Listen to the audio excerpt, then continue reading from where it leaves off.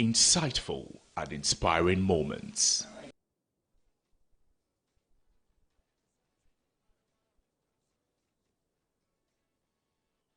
Ikwa Bohima Studio, number 9 Dr. Iset Street, Northridge. This is Newsline.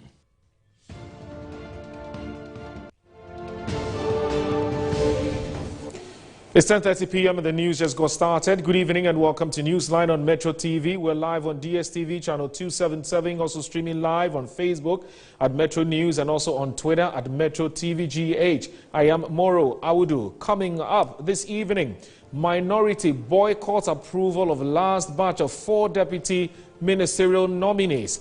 We'll be finding out why.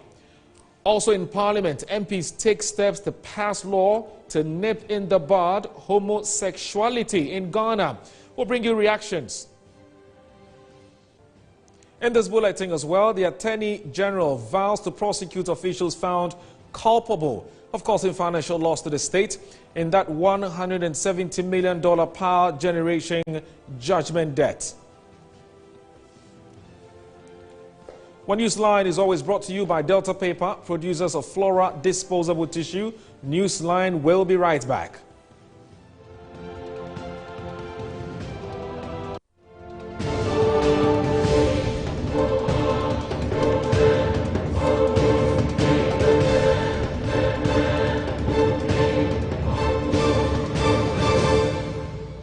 The search for a reliable partner in dealing with your U-turn bus needs has been made easier and convenient with SA Automobile. SA Automobile, formerly U-turn Ghana Limited, has been in the business of offering quality U-turn products and services at competitive rates. At SA Automobile, our team of expert staff, management, engineers, and mechanics professionally deal in the sale of U-turn buses, genuine spare parts, its repairs and maintenance at our highly effective workshop with remarkable speed. We also have available the sale of Camel car batteries, Weichai and Kia spare parts, Zonton coaches and light-duty vehicles for everyday movement. Contact us on 020-000-0831 or 054-555-7500. You can also email us info@saautomobilegh.com or visit our website at www.saautomobilegh.com.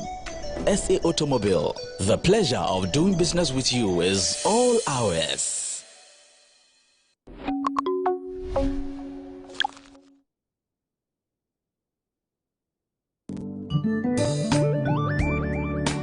In Ghana and in Africa, there is only one place to look to get that luxurious design and decor for your offices and homes. Visit Jamila Home. We give you the climax of luxury wherever you find yourself. Presidential and executive office furniture, living room sets, dining set, stunning mirrors, adorable wallpapers, lovely king and queen size beds, valuable antiques and antique goods, beautiful chandeliers and more. Into the bargain, we provide caring customer service, prompt delivery service, skilled and artistic full house design and decor services, and free decor ideas for your space. Our products and service is unparalleled, boasting of top-tier clients all over the globe.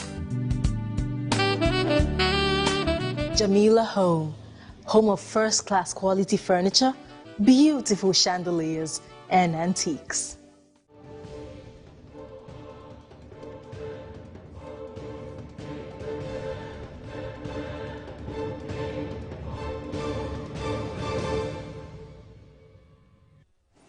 And welcome back to the news program.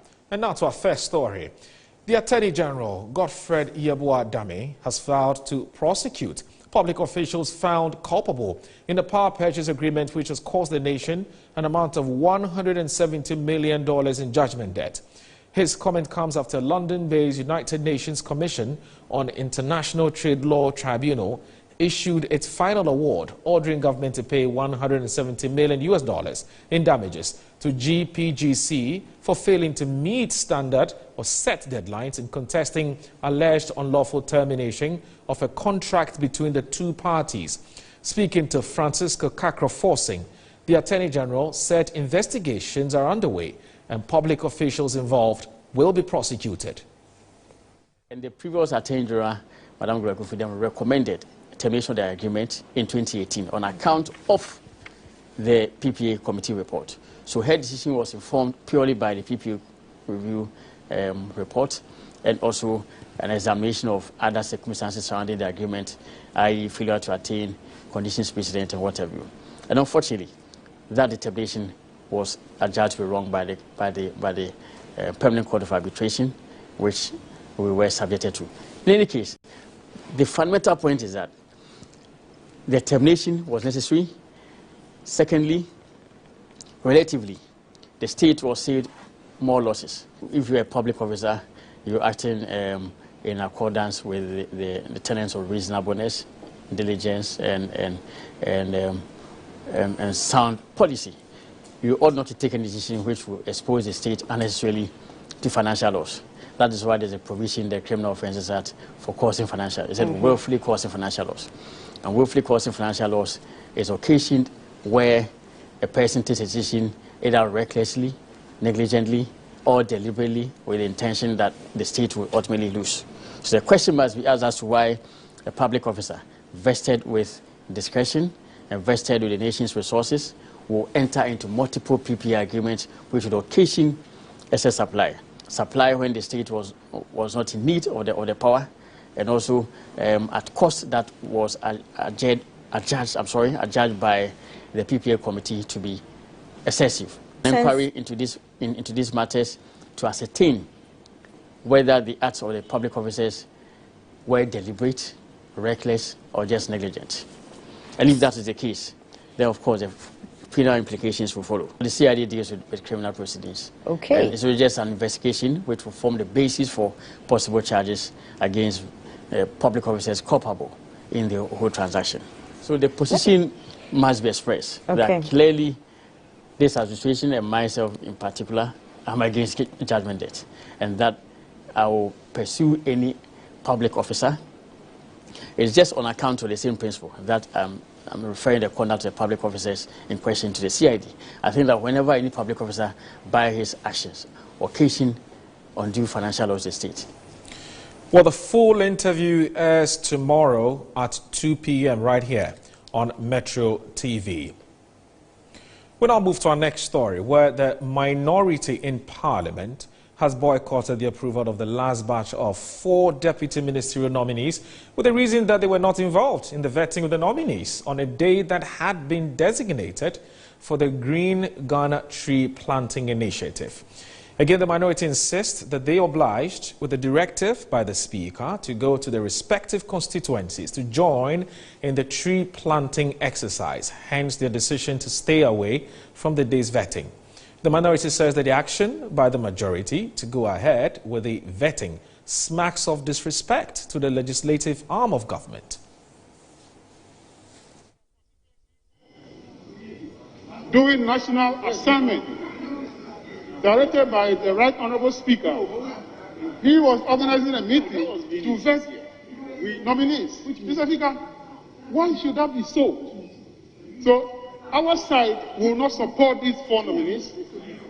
We will not be part of this, and I want to draw this to make this to your attention that we will not take part in the debate. We will not support these people. Mr. Speaker, I thank you very much. So we'll work out. When you finish, we'll come back. Thank you very much. Very well.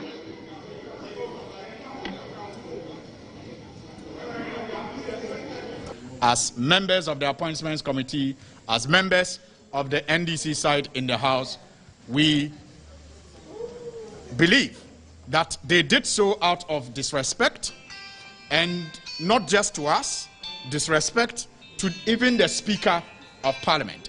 And we hope that the Speaker, we're hoping that the Speaker will request the committee to revet these nominees, if possible.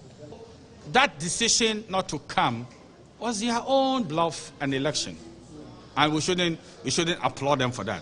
Now, when they returned and the committee had proceeded in vetting the nominees, ladies and gentlemen of the press, you should bear in mind that this whole, if you like, fetish about vetting nominees there is just the fundamentals that we should deal with. You come to Article 94 of the Constitution. So the minority could have also taken a decision that let us see that the decision taken by the rest of the members of the committee will pass the test of Article 94.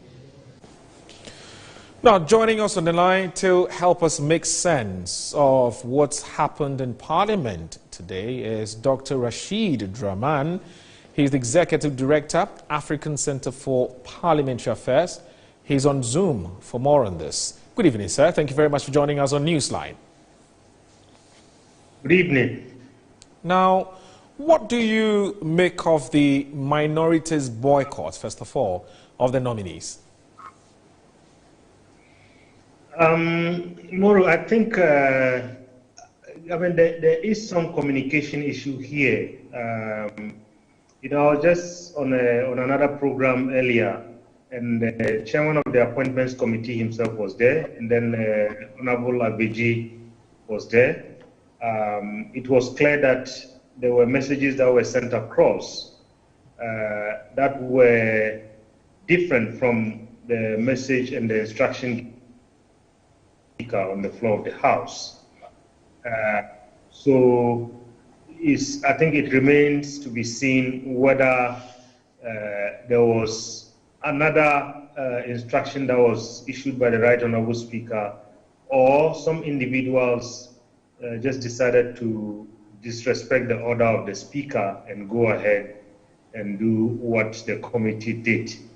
I don't have answers to that, and I think it's up to Parliament to try and find out, because if the Right Honourable Speaker says no sitting and no parliamentary work on this particular day, and every member of Parliament should go planting trees, which is a very important national and global exercise.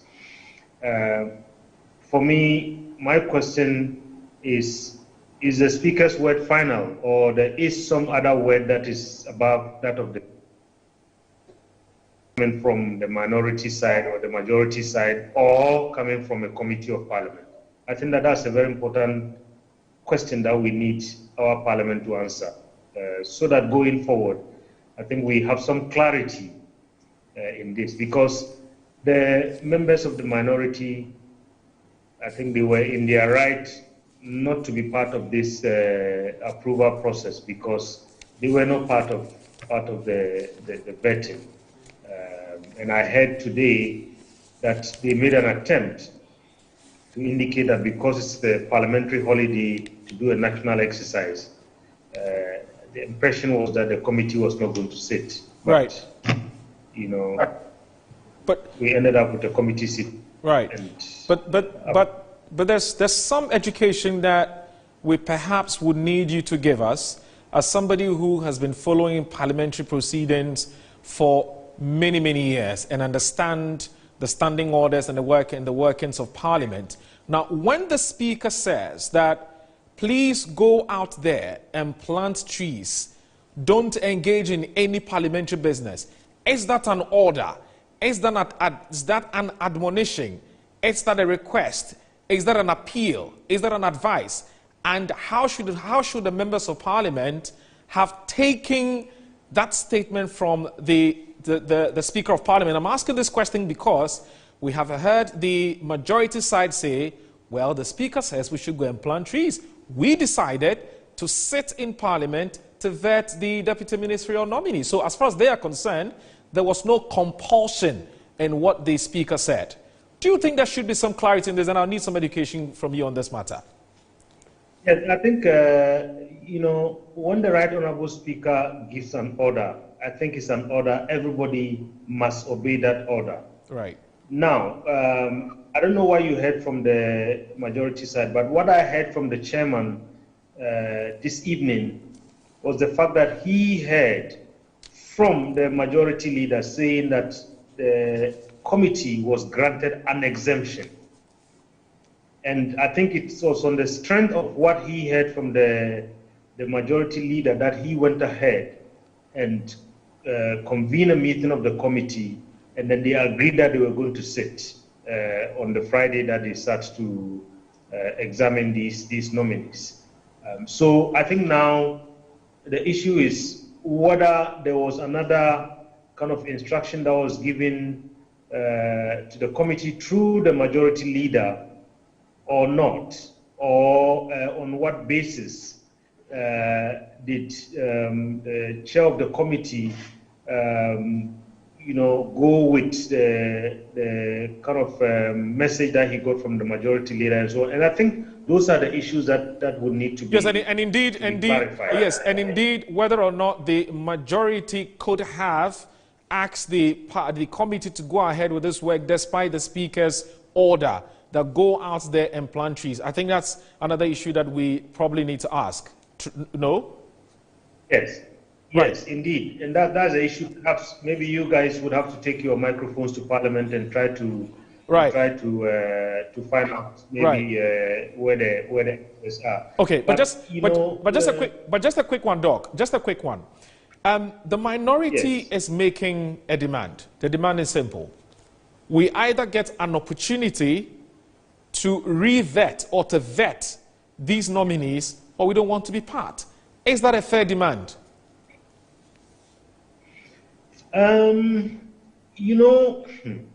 It is for me, I think it's a little bit unfair. Unfair in the sense that, the question that we need to be asking, did the committee have a quorum or not? And when I put this question to the chairman of the committee, he told the meeting that I was part of this evening that the committee had a quorum. And in Parliament, I think that is what you look for. Okay. So legally, it might be unfair, but we are in a period where, despite the legalities, there's a lot of consensus. There's a lot of efforts to build bridges and so on. Okay. So on the basis of that, maybe it is fair for the minority to say, give us a chance to do this vetting together. All right. Doc, it's always a pleasure talking to you. Thank you very much, and you have yourself a good night. The Electricity Company of Ghana has announced that parts of Accra will experience scheduled power outages for 22 days, and that starts from Monday, June 28, 2021. According to the power distributor, the outages would allow the Ghana Grid Company to complete the last phase of repair works on some bulk supply points and transmission cables in Accra. The last phase of the repair and upgrade works, which begins on Monday, June 28, 2021, will see an upgrade in the Volta Achimota Malam transmission lines. Now, the exercise will cause an interruption in power supply to some 71 communities within Accra. Addressing a press conference earlier on Wednesday, the managing director of ECG, Kwame Ajimambudu, appealed to the public to bear with the company as they work to ensure an improved service to Ghanaians.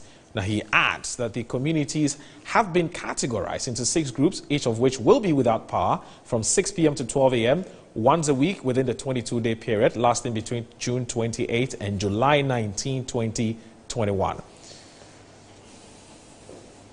Well, this is Newsline on Metro TV. It's brought to you by Delta Paper, producers of Flora Disposable Tissue. My name is Moradu. Newsline returns shortly.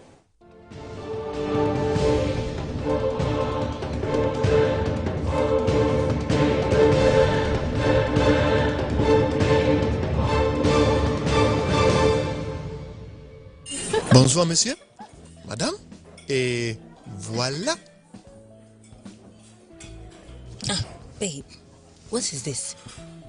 This is the escargot. And the foie gras. Oui. Where did she go?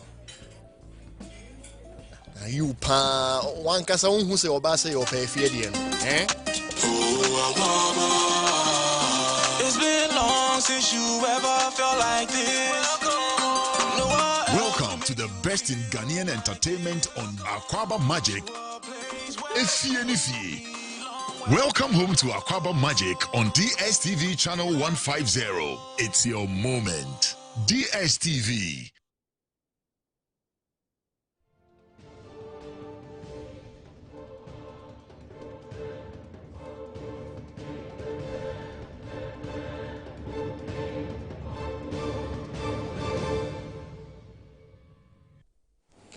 Welcome back. President Akufo-Addo has promised residents of Yagaba Kobori in the northeast region to tackle the infrastructural challenges in the area. On the second day of his northeast regional tour, the president was grateful to them for their overwhelming support to his party during the 2020 elections and urged them to continue to back his government to deliver on its mandate. It's my intention during my second term to consolidate all these initiatives so that they become a permanent feature of the governance of our country. The various matters that the representative put on the table for my consideration, the expansion of the structures of the senior high technical school and the upgrade of the health clinic to a polyclinic. I want you to know that every district that does not have a district hospital is part of the Agenda 111 of government, which is to build in every district a district hospital. Yagaba, Kobori, Mamprugu, Mwaduri district is part of Agenda 111. And you will see the beginning of construction very soon. The roads that you have spoken about, I'll make it a point to discuss them with the Minister for Roads and Highways on my return to Accra. Fortunately, I came here with the Minister for the Interior, so he heard in his own ears your demand for a pickup for the security people in the area. So all of you know here, at the very center of the government of President Akufo-Addo, you have your own son, the Vice President, Mahamadou Bawumia, who comes from Mali Wale, is at my very right-hand side in all the decisions that we're taking for this country. And I want you to know that I thank you very much. You have given me a first-class assistant, and he's been very helpful to the governance of our country. The Speaker of Parliament, Alban Sumana Bagbing, has assured that Parliament will take steps to ensure that robust legislations will be enacted to deal with the activities of LGBTQI and other identifiable groups whose activities threaten the moral fabric of the Ghanaian society. The Speaker gave the assurance in response to a petition by a private citizen who wants urgent action to be taken against the group. Responding to a petition sent by one Emmanuel Abankwakese, a political activist in the eastern region, appealing to Parliament to amend our human rights law to fight activities of LGBTQ+ and their presence in Ghana, the Speaker said he appreciated the concerns raised by the petitioner. Part of the Speaker's response read, "Urgent actions are being taken to pass a law to eventually nip the activities of these groups in the bud. Stakeholder consultations are ongoing and the results will feed into a bill that will eventually be passed into law by Parliament." Following the opening of an LGBTQ+ office in Accra early this year, a plethora of discussions over the legitimacy of the group has dominated the media. The development was condemned by many as a subtle enforcement of the group's activities, which they say flies in the face of the country's laws, culture and beliefs. The police, together with the landlord on February 24, stormed and locked the LGBTQ+ office at Ashoman in Accra in the wake of the public discourse over the operations. Pro-gay rights activists in the country have argued that the law does not explicitly outlaw the act aside from its criminalization of unnatural carnal knowledge, other than that government must protect their interests as citizens. Meanwhile, anti-gay rights advocates, National Coalition for Proper Human Sexual Rights and Family Value, and religious factions such as the Ghana Pentecostal and Charismatic Council, National Peace Council, National Chief Imam have further advanced arguments for the government to dispel the ambiguity surrounding the laws on sexuality. The persistent barrier between the two schools of thought came to a halt when President Akufo-Addo openly declared his stance on the matter, stating LGBTQ+ activities will not be legalized during his tenure. Well, meanwhile, my colleague Noble Crosby-Annan has been interacting with lawyer Benjamin Atiedu on this move by Parliament. Here are excerpts of that interview. I want a very detailed prescription of all the sexual activities that we want to prescribe or prohibit. Okay, we want to itemize all of them, that this particular activity constitutes an offense, and there's this activity in that order, so that if you want to give omnibus punishment for it, then you do. Because definitely, if you want to deal with homosexuality or LGBTQ activities as hinted by the speaker, the Right Honorable Speaker, then you want to increase the penal regime for consensual or natural carnal knowledge, for example. Okay, you want to make it probably as a first degree offense, and so that it will attract that kind of stiffer punishment as has been anticipated. But to deal with all manifestations of LGBTQs, not in respect of what the acronym represents, but the specific activities that we don't want. The law has always existed, but the difficulty has been whether all aspects of LGBTQ plus are prescribed. Okay, so if it's going for an affirmation in this, or with the indication given, then of course they will not be happy, because there's something that definitely they would have, with the attempts that we saw, that they were even making attempts to project themselves and to establish. So definitely this will not be a good news. But it's about the choice we have to make as society. Okay, there are so many things that we don't want. Even people who are engaged in armed robbery, I'm not sure that they will be happy that the police is coming after them, or people who are engaged in vigilantism or land guardism or whatever you want to say, whether they will be happy that a stiffer law has been made. So it's a choice for the collective interest of society. If society determines, at any point, society may determine what it wants. Well, all too soon, this is where we come to an end on today's Newsline on Metro TV. We streamed live on Metro News G8. It was also live on DSTV channel 277. Before that, a quick recap of our major stories. Minority boycotts approval of last batch of 4 deputy ministerial nominees. And also in Parliament, MPs take steps to pass law to nip in the bud homosexuality in Ghana. We got you some reactions. Newsline is always brought to you by Delta Paper, producers of Flora disposable tissue. My name is Mo Raudu. Thanks for watching. The news never sleeps. Have a good night. Bye-bye.